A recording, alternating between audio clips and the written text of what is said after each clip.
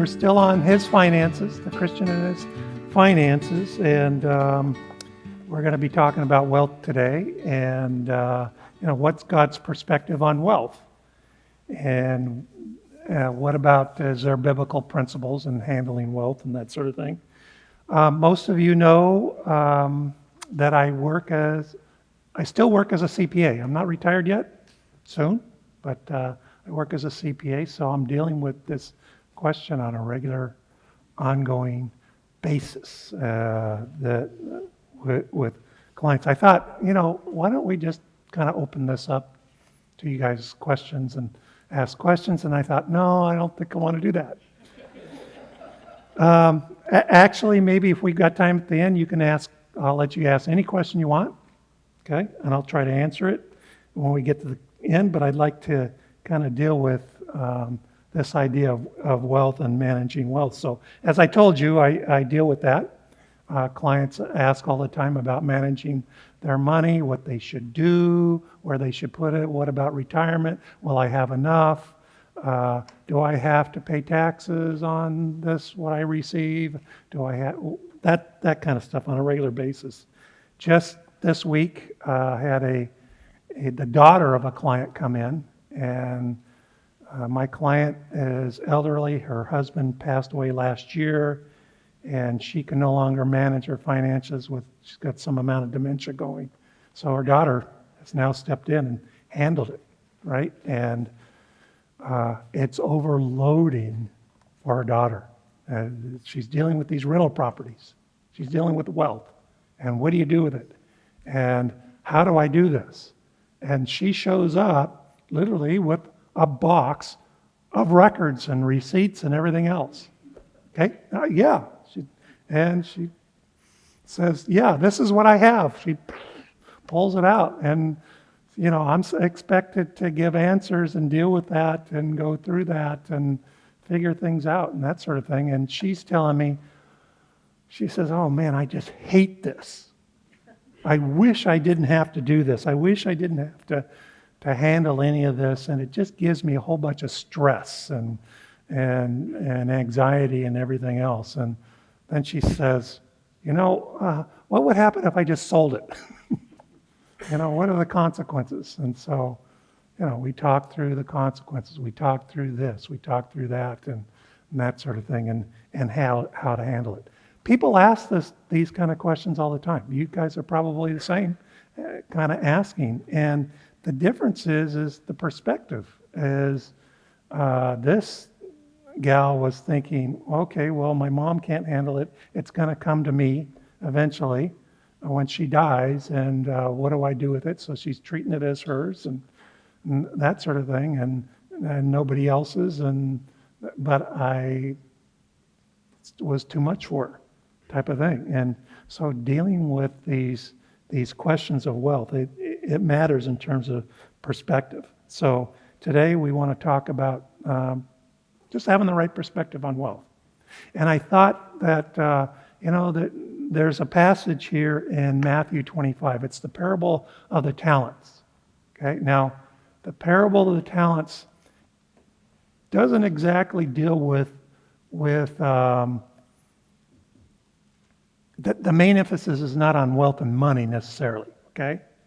Matter of fact, it probably would be good if you're in Matthew 25 to take a look and look at that. So, and to be honest with you, that this whole context really kind of starts back in, say, Matthew 23, where he's dealing with the Pharisees, Jesus is, and the crowds, and that sort of thing. And he ends up talking about after he left the temple in Matthew 24, at the end of Matthew 23, he says, oh, Jerusalem, Jerusalem, your house will be left desolate, okay? The temple will be left desolate. And he says this to the people that were there, and he starts to leave the Temple Mount area. And the disciples, when he's leaving, they start pointing out the buildings to him. And they had to be thinking, I would be thinking, what, the house desolate? look at these magnificent buildings. Look at the magnificent temple. How could that be desolate, right? And so they're asking that question in Matthew 24:1. And he tells them, you see all these magnificent buildings? Not one stone will be left upon another that will not be thrown down. Now, some of you have been to Jerusalem. You've been on the Temple Mount. And you know it's other than what the Muslims have put there, the mosque, other than that, there's a lot of, the temple's gone, okay? And so we know that prophecy came true, and so the disciples are kind of confused about it, and what do you mean it's going to be gone? The house desolate, not one stone, right? And so he begins to teach them, and we get into chapter 25, he starts to tell them a parable about, this is how things will go. This is how the kingdom will be. And he starts to go through these parables. He talks about the parable of the 10 virgins, and then we get into the parable of the talents, right? And so that issue is what will the kingdom be like? Okay, and he's telling his disciples, you need to be diligent, you need to be prepared and ready for it, is what he's saying here. Okay, that these things are important.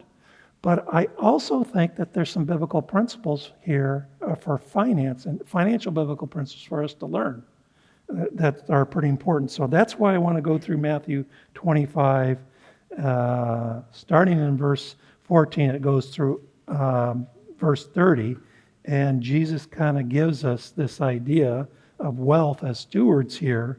And so let's take a look at this, starting in verse 14.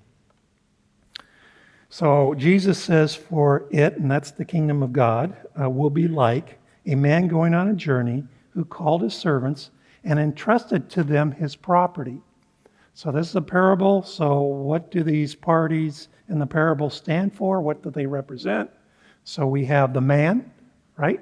And later on we find out he's the master. And so that represents God here, okay? So pretty straightforward, okay. And then we also have, he entrusted to them his property. And so property is the physical possessions. It is today, in today's terms, money, okay? The property that he has. So that's what that is. And then he entrusted it to his servants. So those are servants or stewards who are in charge of it, put in charge of it. They are people, specifically for us today here in this room, believers and people. He has given these possessions, this wealth, to these believers and entrusted them to it to take care of it. So that's the idea. So the idea here is, money is the wealth that God provides. And we get really our first main principle that I have down here. So you should have 4 on your handout, 4 items. And the first one is God owns it all. You can write that down. That's the first main principle. He's the owner of it all. And we know from the beginning of time that God put man in charge of his created things. And we know that from Genesis 1:28. When in Genesis 1:28 he made man the manager or the caretaker of it, the steward. He said, be fruitful, multiply, fill the earth, and subdue it, and have dominion over the fish of the sea and the birds of the heavens, and over every living thing that moves on the earth. So, here we have subduing and dominion, being subject to, having a rule over or power over. That's the idea, and it confers the idea of stewardship, being a steward of what God has created. Okay, and so God has determined that right from the beginning that He owns it all. So I think that there's plenty of believers who know that and believe that. It's not a new thing necessarily, but there are implications to that when you start to think through God owns it all. And I have 3 particular ones in terms of implications. And the first is when you think about God owning it all, well, if He owns it all, He has the rights to receive from it. He has the rights to receive. And actually, you can put down, he has the rights to receive glory. That's really an implication here. He has the rights to receive the fruit from the property. That's what an owner does. He gets the fruit from the property. He has the right to receive the glory from the wealth that he has given us. I don't know if you've stopped to consider that. And in your possessions and the wealth that you have, and now some of you say, I don't have any wealth. Okay. Well, the things that God has provided to you, and he certainly has provided these things, he has the right to the fruits to that. Okay. And he's the owner, and someday he's going to demand an accounting of it. I know that. So some people take that seriously and know about it. I first learned about this a long time ago, back in my student days with Campus Crusade for Christ. We would go out during the summertime. We were sent out on these, what we call these summer projects, and I went to a place called Wildwood, New Jersey. It's on the eastern coast, okay, a beach town, and that town in the summer swells to about 400,000 people. And we did discipleship and evangelism for over 2 months there in Wildwood, New Jersey. And I remember the first time we were shown in terms of where I was going to stay. It was an apartment with 4 other guys, and enough beds for us all, and that sort of thing, and nothing fancy or anything like that. The landlady was an elderly landlady. She lived above us, and we were required to pay rent. But the amount of rent that we had to pay was like $25 a month. Okay? $25 a month. Now, back then, that was more than what it is today, yes, but it's not a lot of money, especially with the demand of the people coming in. And so, talking to this nice lady, she said, well, you know, I'm a widow, and God has blessed me, and I thought, this is a way for me to return that, to allow the students to come in and live at low rent cost during these summer months. And this is what I want to do. It's a way to give him glory. Just that's it. That's the principle at work. If God owns it all, then we should take our possessions and give him glory with it, right? Fabulous. Well, there's a second implication here, and that is every spending decision is a spiritual decision. Every spending decision is a spiritual decision. You know, because God owns it all. He has the rights to it. Then everything we do with his property, you know, it's a spiritual decision, whether you believe it or not.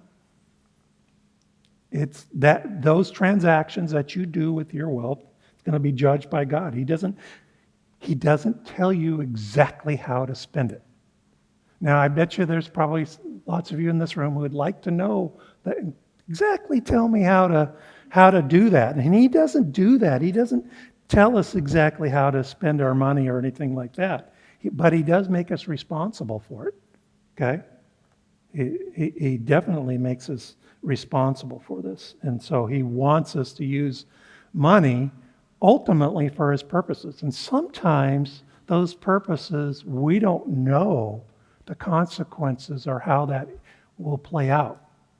But we do sometimes sense that this is what God wants us to do. I'll give you an example of this.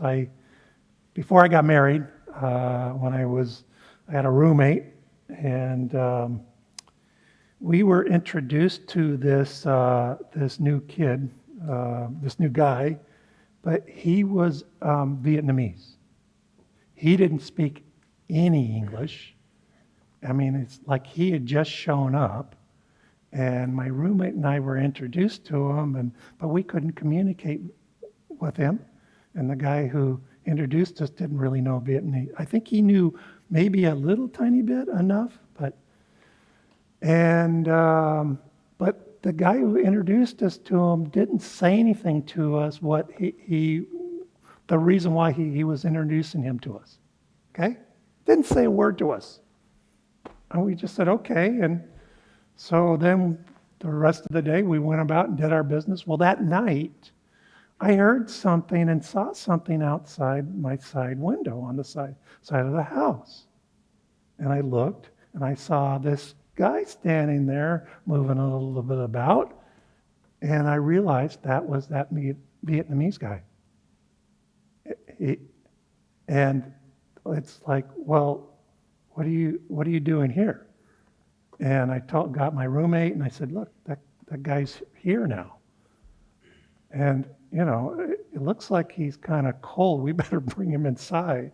So we brought him inside and kind of set up the couch for him to sleep on the couch, and he ended up pulling everything down and sleeping on the floor. That's fine, I don't care. But he didn't have anything. He didn't have a jacket. He had no money. He couldn't communicate, didn't know English, didn't know anybody. He just had met us, and so then we realized, we probably should at least do something for him, right? So we took him shopping to get him clothes, a jacket, warm clothing. We gave him money, and we found some people who would know the language and get him help, okay? Because he needed to learn English and work if he was going to stay here.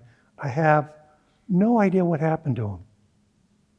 None. Only that, my roommate and I were kind of led to do this, and at least do this for, it was a matter of 3 or 4 days or a week or something that we provided these things for him and then set him on his way. We never heard the end result as to what happened. We can only think, hopefully that's glorifying to God. And that's the point. We don't know in terms of our spending decisions what's going to happen, but we do know that we want to ultimately give God the glory. So that kind of thing is important. God gets the glory. So there's a third implication here. Okay, and the third implication is, you can't fool God in your wealth management. You can't fake stewardship here. Okay, God knows, and He's going to demand a complete accounting. And I remember, so I'm going to come clean with you guys. A long time ago, when I was a kid growing up, I don't know what age I was. Let's just say somewhere between 8 and 10 years old. Going to church, my mom gave me a dime to put in the offering. Now, a dime back then was a big deal. Do you know how many candy bars you can buy? Anyway, and that's what I was thinking about when she gave me the dime to say, put this in the offering. So here I'm actually sitting at the end of the pew area, the seating, and my family is all out there. My mom and dad are kind of in the middle. I had lots of brothers and sisters, and church seemed to be full, and it came time to pass around, and I took my dime out of the pocket like this, and there's the bag, and I went like this, but I didn't open up my fingers. And I pulled it out real quick like this and looked up at the guy, and he was looking right down at me. Just busted, right? I knew what I wanted to do with that, right? I wanted to go and spend candy on it, right? And, I've forever felt guilty about it. I still remember it very clearly. I did look down to see if my brother and sister didn't care, and I was looking at my parents to see if they saw it, but they didn't see it. They were doing something, and, okay, I didn't get busted by them. So I didn't get busted by them, I got busted by God, okay? He saw it. So we can't fake that stewardship. There's just no way, that sort of thing. Okay, so let's continue on Matthew 25, verse 15. Verses 15 through 21, where we're going to see the second biblical principle here. To one he gave 5 talents, to another 2, to another 1, to each according to his ability. Then he went away. He who had received the 5 talents went at once and traded with them, and he made 5 talents more. So also he who had the 2 talents made 2 talents more. But he who had received the 1 talent went and dug in the ground and hid his master's money. Now after a long time the master of those servants came and settled accounts with them. And he who had received the 5 talents came forward, bringing 5 talents more, saying, Master, you delivered to me 5 talents. Here I've made 5 talents more. His master said to him, Well done, good and faithful servant. You have been faithful over a little. I will set you over much. Enter into the joy of your master. And let's kind of stop there for the second biblical principle. And that is we're in a growth process, all of us. We're in a growth process, and that's the biblical principle. We're not all treated the same, okay? We're not given the same equal amount of wealth. We're given different amounts, okay? And but we're definitely in this growth process in terms of what we have been given. There's just no question to me, okay? So some have been given more, others less. They've been given according to, as this verse says, according to their ability. According to their ability, which is interesting, you know. Who gave you that ability? Yeah, God gave you that ability, right? He did. He's the one who gives you the wealth. He's the one who gives you the ability to acquire wealth, right? And he gives it to you in an amount that you're able to handle. Now, do some of you think you can handle more? Yeah, sometimes we think that we can handle more, right? But we're in this growth process, and he's given it to you to see how you're faithful with it and that sort of thing, and what you're going to do with it. Okay, and so how are you going to manage that sort of thing? So there are implications here, and I've got a couple of implications here on this second point, 3 of them to be exact. And the first is God uses wealth. He uses it as a tool. Okay, God uses wealth as a tool, and what kind of tool? It's a learning tool. That's what it is. God uses wealth as a learning tool. He desires to learn with the wealth we've been given. And the Apostle Paul brings this up. He says this kind of thing. This is what he's intending here in Philippians 4, verses 11 and 12. He brings this up in terms of he has learned from it. Philippians 4:11 says this, Not that I am speaking of being in need, for I have learned in whatever situation I am to be content. I know how to be brought low, and I know how to abound. In any and every circumstance, I have learned the secret of facing plenty and hunger, abundance and need. So whether we have a little or we have a whole lot, Paul is telling us, look, he's using wealth as a tool to learn from and be content with. So too often people focus on, God, I've got a problem here in terms of the finances. And why are you doing these things to me?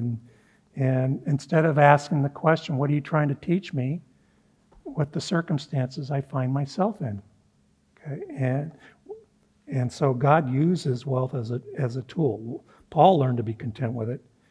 The second implication is God uses wealth as a test.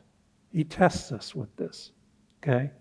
And you've all know, being in school before, what tests are. They determine what you've learned, right? Or what you haven't learned, as the case may be, and what you can be trusted with. So God uses, wealth as a test for us here. And in Luke 16, verses 10 through 12, Jesus kind of lays that out in terms of this test idea. So Luke 16:12, it says, One who is faithful in a very little is also faithful in much. And one who is dishonest in a very little is also dishonest in much. If then you have not been faithful in the unrighteous wealth, who will entrust to you the true riches? And if you have not been faithful in that which is another's, who will give you that which is your own? So, God's the one who will determine your faithfulness, the wealth you're given, and how you use it. It's a test, and for what you will be given in the future. And the third implication, that's the idea that God uses wealth as a testimony. He uses wealth as a testimony to other people, and in the sense of your attitude towards wealth. Okay, and I'm going to get into that attitude a little bit later. Okay, but that attitude is very important in terms of how you're viewing wealth, and it's a testimony to other people. So, do you give? Obviously, a lot of you give praises to God when He blesses you.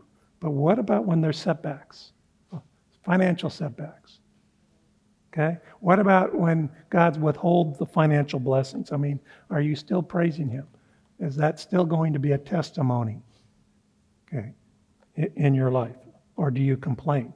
And so all of these things point to the fact that we're in this process, okay, as we go on through this life, and God's using wealth in our lives. And when we recognize that, we're going to be better off. Speaking of testimony, a little bit of testimony here. I got another one. This had to do with giving testimony. My wife likes to bring this up. She reminded me of it. And so my wife and I give regularly on a regular basis and that sort of thing. But when this was a previous church, and at this previous church, I was also involved in leadership, and I happened to be the CPA to the the okay? And so what that meant is I did the financial reporting for them, came up with the financial statements, the financial consultants talked about budgets and all that kind of stuff. I didn't do the regular bookkeeping recording of the transactions. There was somebody to do that, but I did that kind of stuff. Well, I remember writing an offering check and thinking, I don't have quite enough money to cover this in the checking account, so I'd asked Nancy if she would transfer money from an...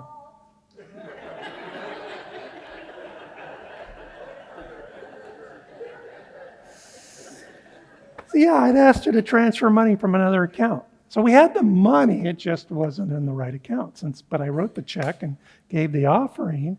So the bookkeeper didn't call me, she called Nancy, right? Because I found out through her that the check bounced. And she got busy. We had babies back then, right? Yeah. She was busy with kids and that sort of thing. And so I realized, that's something I need to really take care of and do and make sure of.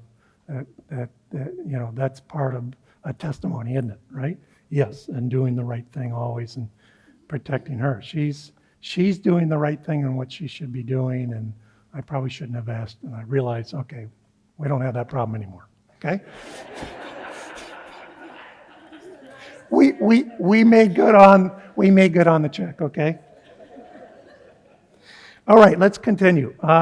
Verses 22 and 23. Matthew 25:22. And he also who had the 2 talents came forward, saying, Master, you delivered to me the 2 talents. Here I have made 2 talents more. His master said to him, Well done, good and faithful servant. You have been faithful over little. I will set you over much. Enter into the joy of your master. Right?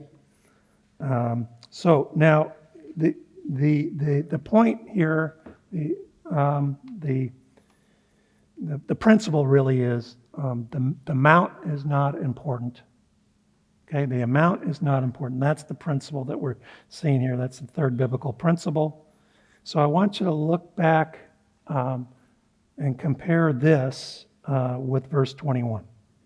So compare verse 23 with verse 21, and you're going to see the same words, the same language, the same things are spoken to the one who had 5 talents who made 5 talents more, and the one who had 2 talents made 2 talents more, and the master says the same thing to them, okay? So they had different amounts that they were given to do something, manage with, but and they came up with different amounts that in terms of their management, but the master says the exact same thing. Well done, good and faithful servant. You've been faithful with a little, I'll set you over much. Okay? And so that's that idea. Look, it's not really the amount. The amount's not important here. Okay? That's that principle. And they both receive the reward as I see that. So I think it's important to note that, Scripture neither condemns wealth, nor does it commend wealth. I'm not saying having the love of money is okay. That's not what I'm saying. But wealth is not condemned, nor is it commended. Okay? It's important to understand that. So whether we're given a little or we're given a lot, what are you going to do with it? And what is your attitude going to be?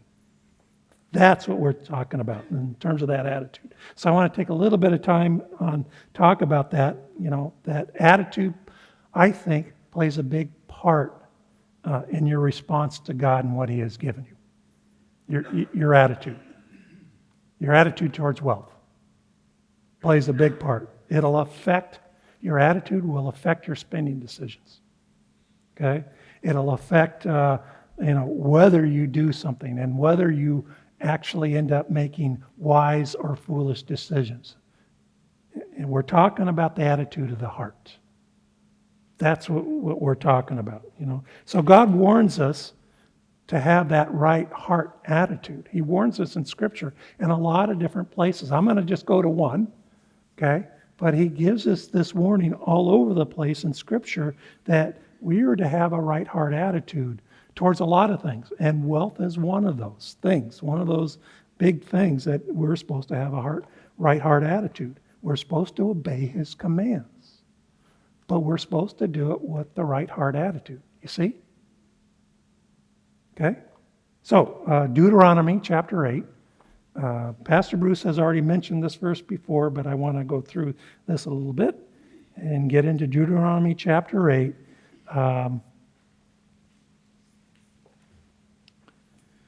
Deuteronomy 8 is the second law giving here. Moses is again giving the law. And Deuteronomy 8, starting in verse 1, the whole commandment that I command you today, you shall be careful to do that you may live and multiply and go in and possess the land that the Lord swore to give to your fathers. And so he goes on to say in verses 2 through 5 that they're to remember the way the Lord has provided and led the people. Okay? And so if you skip down to verses 6 through 9, so you shall keep the commandments of the Lord your God by walking in His ways and by fearing Him. For the Lord your God is bringing you into a good land, a land of brooks of water, of fountains and springs, flowing out in the valleys and hills, a land of wheat and barley, of vines and fig trees and pomegranates, a land of olive trees and honey, a land in which you will eat bread without scarcity, in which you will lack nothing, a land in whose stones are iron, and out of whose hills you can dig copper. Now, I don't know if you realize what God has just said here. One of the things I picked up on is that there won't be any scarcity. Wow. There's not going to be any scarcity here, and of any good thing. The land will lack nothing. No scarcity. Does anybody know what scarcity means? What does scarcity mean, do you think? Not having enough. Right. The lack of something, right? We can even say say poverty. That's what scarcity is, and short supply. That's scarcity. Okay, and it's an economics term. Yeah. I hate that economics, right? Do you remember it from school days? No, maybe not. But it's the foundation of economics. Scarcity is. That's just the reality of it. If there was no scarcity, there's no economics. Okay? So, and when we talk about, just a quick economic lesson. When we talk about scarcity economics, we're talking about things like some things are more valuable than others. Right? Okay, so are diamonds valuable? Yes, they are. Right? Some of you ladies have diamond rings. They're very valuable. People want them, right? Okay? Are diamonds scarce? Generally, yes. So generally, the more valuable something is, the idea is probably the less in quantity and less in supply that is scarce. That's that idea. Okay? Well, what about contrast that with the air we breathe, H2O? Is that scarce? No. As a matter of fact, it's all over the place. And it's free, best of all, right? Which one's more valuable? Yeah, well, if we didn't have air would be more valuable. Absolutely. But because we have it, then we tend to look, oh, well, diamonds has definitely more value. Air is free, right? That's that idea of scarcity. And because we have scarcity in our society, okay, we're concerned about wealth. That's that idea.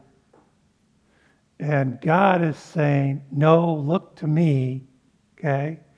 Fear me, having the right heart attitude, and not be concerned about things that are scarce, okay? He's telling us that.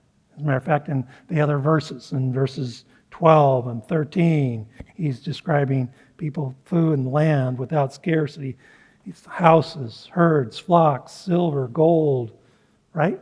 And he's telling them to fear him. In verse 17, he says, beware lest you say in your heart, and this is that heart attitude, my power and the might of my hand have gotten me this wealth. That's what we're talking about, that heart attitude. Okay? Do you view your wealth, what God has given you, as yours? You earned it through your own efforts. Thus, whatever you have, the amount that you make, the amount that you earn, it doesn't matter because it's your own. Or do you fear God, that it's His, God owns it all, okay? And it all came from Him, okay? And so in verse 18, you shall remember the Lord your God, for it is He who gives you power to get wealth, that He may confirm His covenant that He swore to your fathers that it is this day. So that heart attitude matters when you're dealing with finances, when you're dealing with your possessions, when you're dealing with your wealth. It really matters in terms of your heart attitude. Okay? And the people who don't have a heart for God, who do not have the proper heart attitude, let me hold off on that because I'm going to get to that at the very end. Okay? There's something significant in Scripture that speaks to that. But I'm going to get to it, so I'm going to hold off to it. Okay? So let's get back to Matthew 25 because I want to get to the fourth principle. And then we can get to your questions, okay? And the fourth principle, Matthew 25, starts in verse 24. And it says, he also had received the one talent, came forward saying, Master, I knew you to be a hard man, reaping where you did not sow, and gathering where you scattered no seed. So I was afraid, and I went and hid your talent in the ground. Here you have what is yours. But his master had answered him, you wicked and slothful servant, you knew that I reap where I have not sown, and gather where I have scattered no seed. Then you ought to have invested my money with interest, or with the bankers, And at my coming I should have received what was my own with interest. So take the talent from him and give it to him who has the 10 talents. For to everyone who has will more be given, and he will have an abundance. But from the one who has not, even what he has will be taken away. And cast the worthless servant into the outer darkness. In that place there will be weeping and gnashing of teeth. Well, I mean, it's pretty sobering, okay? But the principle here really is faith requires action. That's the principle. Faith requires action. I mean, the wicked servant knew what he needed to do, and he did nothing. You see? He didn't do anything with it. He hid it. He hid the wealth, and that was tantamount, probably in God's eyes, to doing nothing. Why? Well, because God gives us our wealth, and he expects us to use it in a way that would glorify him. Okay? That's the issue. He's given us all sorts of things. And as I thought about this, I thought, well, hopefully I've been faithful to him.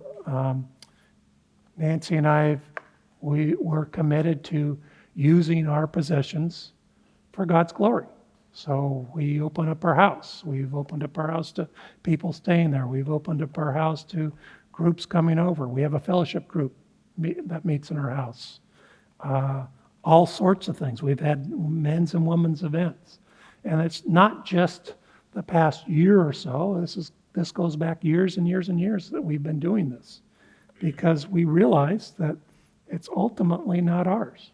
I mean, I may be on a deed, a title to the house, okay? But you know what? I'm going to perish. And then what? Right? So it's not really, really mine. I'm just the steward of it and the caretaker of it. Last week, one of our fellowship group members' daughter died. And so after the memorial service, about 25 people came over and trying to comfort and that sort of thing, the gal in our fellowship group. So we want to do those kind of things, and because it gives ultimate glory to God, that sort of thing. So many of us, we know what we ought to do. Maybe we delay, or we just put things off. Maybe it is we outright disobey, but we kind of know in our heads about this that we kind of need to take action. That's what faith requires. But I don't know about you, but society bombards us with a whole lot of things, doesn't it? I mean, we're bombarded right and left, and it's kind of easy to get paralyzed, I think, into doing nothing and to hunkering down. Or we think, somehow we got to protect ourselves in some way, right? And I don't know about you, but the economy's not the greatest, right? We have inflation, don't we? And some people are stockpiling as a result, thinking worse is going to come. And I don't know if you think even worse is going to come. But I'm going to ask you, what's God's part in this? Right? I mean, are we going to leave God out of that equation? And I hope we don't.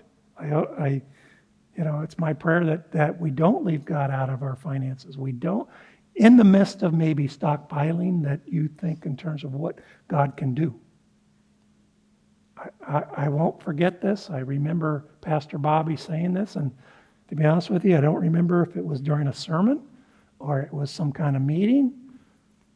I don't think it was face-to-face, because I think other people were there when he said it. But he said, when things get really bad, where I'm going to go, I'm going to come right here to church and fellowship with the rest of you. Right on. Right. And that's that biblical perspective of thinking, okay, what about God and what is God going to do? Rather than worrying about the economy, the society, and where they're pushing us and what they're doing and that sort of thing. So the last thought I want to bring up here, and then I'll open any questions you guys have. But God not only, He's the maker of all things, right? And He's the one who provides and gives wealth. But He also gives us the ability to enjoy it. Did you know that? He does. And so, turn to Ecclesiastes chapter 5. Okay? And we're going to see in 5 verse 19, where the writer says the ability to enjoy wealth is a gift of God. He says this, verse 19, Ecclesiastes chapter 5. He says, everyone also to whom God has given wealth and possessions and power to enjoy them. By the way, it says everyone. It doesn't say only certain people. Okay? And to accept his lot and rejoice in his toil, this is a gift of God. And so, okay, we shouldn't be bitter or argue if we have enough or had too much or with people. It's a gift of God, and we need to acknowledge that. Okay? But there's also a warning right after this. Did you know that? There's also a warning, and that warning's in chapter 6, verses 1 and 2. He brings this up again with the warning in effect. He said, there's an evil that I've seen under the sun, and it lies heavy on mankind. A man to whom God gives wealth, possessions, and honor, so that he lacks nothing at all that he desires, yet God does not give him power to enjoy them. But a stranger enjoys them. This is vanity. It's a grievous evil. Are we going to acknowledge him and what he's given us and what he's provided for us? So these are great lessons for us to learn, right? Biblical principles to live by. I know that they're not exactly practical, so that's why questions. I want to open this up to you guys for any questions that you have. Here's your chance to ask, okay? Questions that you have? Sure. Just, what about just touch upon the tithing? I know that in the Old Testament it is like 10% comes up, but it's more like 25%. And then the New Testament talks about not tithing, but giving sacrificially. The New Testament talks about giving and also giving sacrificially. So we should be giving, yes. Then there are times when God lays it on our hearts to give sacrificially. So for me personally, I give regularly, right? Okay? And then I give sacrificially when things come up like, let's do a church plant in Long Beach, and let's build out another building, a worship center. Let's do things like that. Okay? Let's do this building. And so I'm going to give over and above what I would normally give. So there's giving, and then there's sacrificial giving. Okay? In the Old Testament, the old law, it stipulates, okay, there's a percentage that you would give out of your possessions, out of your wealth, or out of your income. Okay? Well, we've appropriated that and said, okay, well, if they gave a tenth, and that's what Abraham did with Melchizedek, then we should be doing the same and giving out of our income. We should be giving that sort of thing. And that's okay in terms of a tithe. I have no problems with that. Some people give less and some people give more. Personally, I get to see that a lot in what I do. One of the things I told you, I do income tax returns, and I see people who give. And I could tell you, generally, people don't give. That's my assessment. Now, mine's a small number in terms of number of tax returns that I do. Okay? It's a couple hundred. Maybe you think that's a lot, but I mean, there's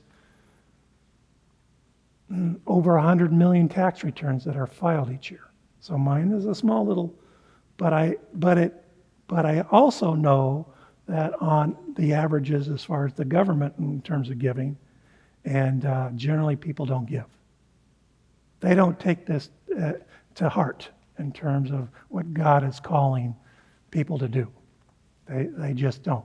And so it becomes very apparent to me when I see a client that is a giver, a regular giver, an ongoing giver. I take notice of that. I see it. I don't say anything. I don't, but I notice it, and I notice that they're doing it with intent and with purpose.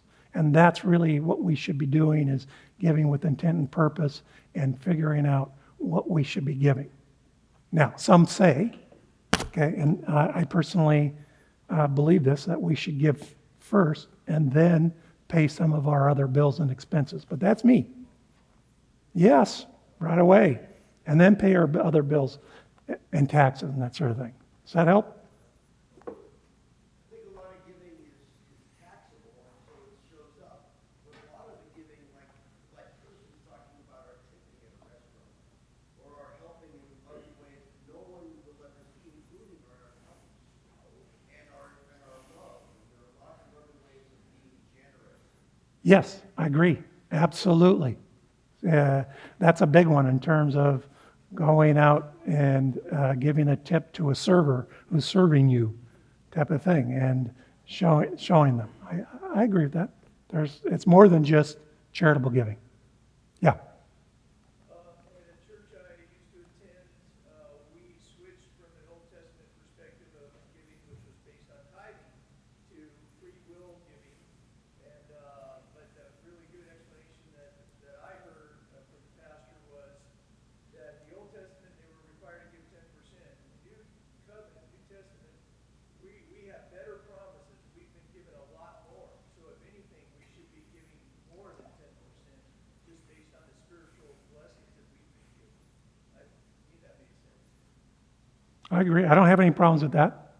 When it says sacrificial giving, or it says giving period, yes, I agree.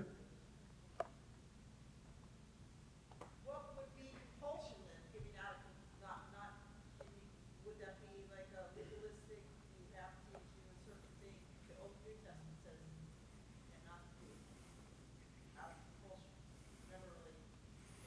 Well, part of it can be fear, and consequences in terms of giving.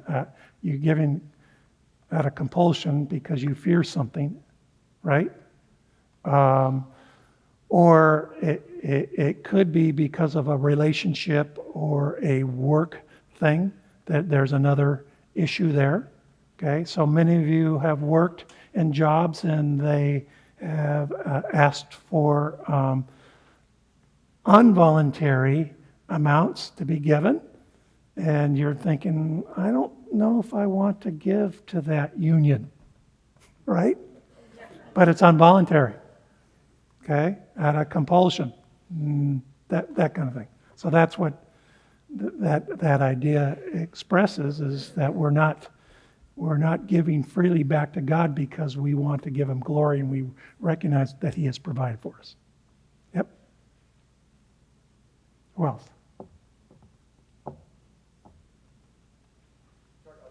I'm thinking it's really about what you were talking about. It's a matter of the heart.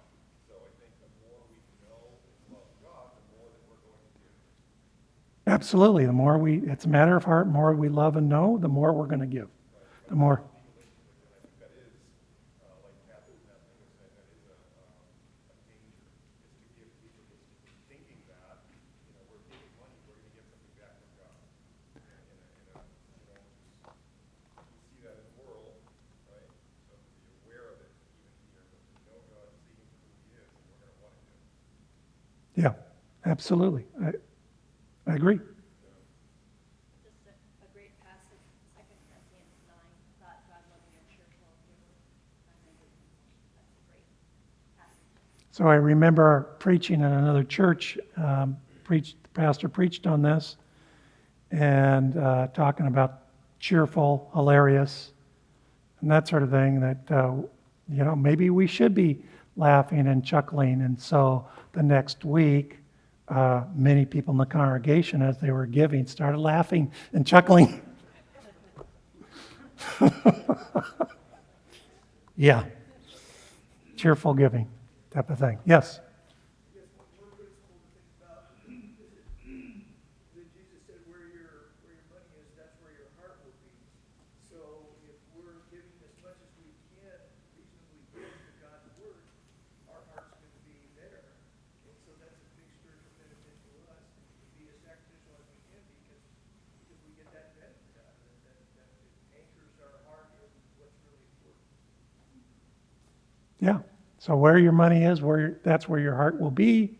So if you're putting your trust and faith in money and thinking money will help all your problems, yeah, you're going to be sadly mistaken.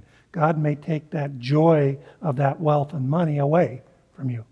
Okay? Yes?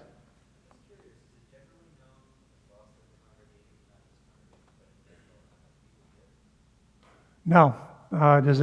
He's asking, is it known? Do people know what people give? No. It's not generally known. Only a very, on one hand can you count the people who would know that. What I meant was not getting into specifics of any one person, but just in general, what percentage in reality. Okay, so the answer again is no. So the church doesn't know that. Okay? The church doesn't make assessments and says, yeah, this set of people, they're this wealthy, and this set of people are this wealthy, therefore this is what we should see. Okay? No, what we do here is based off of what people have given, then have planned accordingly with the money that the church has given here. Okay? And we're not going to go into debt. We're just going to base it off of what God has given. Now, having said that, I already told you that we do know those kind of numbers. I see them on a very limited basis. Okay? And I know the IRS keeps the statistics on this. So I already know it. And I've seen it. And can look it up in terms of what generally people are giving for their income level. So we know that. But at church, we don't get into it. Yeah, we know that in terms of society. Government provides that kind of stuff. And so that stuff's free. You can go look it up if you wanted to see it yourself. But, pardon me? I've already told you that. Right? That's been not only my personal experience, but also knowing what the government produces in terms of their numbers, in terms of giving. Yeah, it is dismally low. Okay? So very few people know what anyone gives here, and they're all on staff. You don't have access. I do not. I'm not the church CPA here. Because they heard. Okay? That was another church a long time ago. Not here. I'm not the church CPA. So very, very few people. It's less than 5, okay? That would know in terms of what people give. Yeah. So we know we can't take it with us when we go. But what about giving it to our children? How does that play into it? That's a great question. So what about giving to children? Well, that's what most people do. Flat out. That's what I see personally in terms of clients. I see that they willed or did a trust and set up so that money's given to their children. Okay? And I see that that's the normal. That's the norm. Okay? What I rarely see, what I don't see, is people setting up in their wills or trusts that when they die, this much will go to the church or their favorite Christian organization. That's rare. I haven't seen very much of it. And the government and their tables, that tells me, and what they produce in terms of overall, that's true. It's true. It doesn't happen that often. So it's not a problem giving and providing for your children. I don't find that as an issue. Okay? Thing about it is, where's your heart attitude and that sort of thing. And so if I give everything I have to my kids, are they going to use it to glorify God? Well, I'm not so sure. And so I might want to, and I do want to set aside funds for the church. Does that make sense? Okay. Okay, so to piggyback on that, I heard at a previous Bible study that, I don't know the scriptures, but it says in the Old Testament not to give to your children, but to your grandchildren. Because if your children are expecting this money coming, it increases their slothfulness, their laziness. And the other thing I learned was, being married for a short time to a Levite, is that the 10% was based on the Levites didn't have their own money, they lived off of what was Yes, given. the giving in the temple, yes. And the last comment is, the two most used words in the Bible are money and prayer. And money is, it talked about more than hell and heaven together. And giving is mentioned 2,282 times. A lot. A lot. So did you hear all the things she said? Did you guys catch that? Yeah. It's important, isn't it? Right? I mean, these are things that we should be considering, taking into account. Okay, we need to stop. I'm more than willing to... Okay, last question, and then we'll stop. But I'm more than willing to answer personally any questions that you have. I don't have any problems with that. Go ahead. I was just going to say, the thing about giving to children is the most important thing you can give them is an example of serving God's kingdom so that they'll do that too. If they don't have that, all money in the world is going to bless their lives. Absolutely, but also God needs to save them. And they may not, they may not be saved, and I understand that. You may not have grandchildren. I understand that. So these are all kind of practical issues to deal with, right? Okay, go ahead. So I think it might be in Malachi where God promises, this is one promise that he has for the giver, to say he will bless them. So as abundantly they give and with the right heart, God will promise that he will provide and bless you. Yes. One of the few, I think it's Malachi. Oh, Yes, God says that when you give, there are blessings. The blessings are in different forms, just so you know. It's not just possessions and wealth and money. It's in other things too, okay? But yes, when we give to Him, that's reflecting on His glory, and He blesses as a result, okay? So we just went through Deuteronomy 8 and said, I'm going to do these things for you. If you only fear and obey my word and have that right heart attitude, He will bless. There's no question about that. Let me pray. God, these are great subjects to talk about because you talk about these in your word all over the place. And we do need to take these things to heart and consider them and think about them. I know it's not, while we have breath here on this earth, it's not too late for us to take action and by faith do the things that you want us to do. So help us in that regard. Help us to be your people who really honor you and give you glory by the finances and the things that we have, the wealth that we have. And that it reflects on you and that you are lifted up on high as a result. So we thank you for your word. In Jesus' name, amen.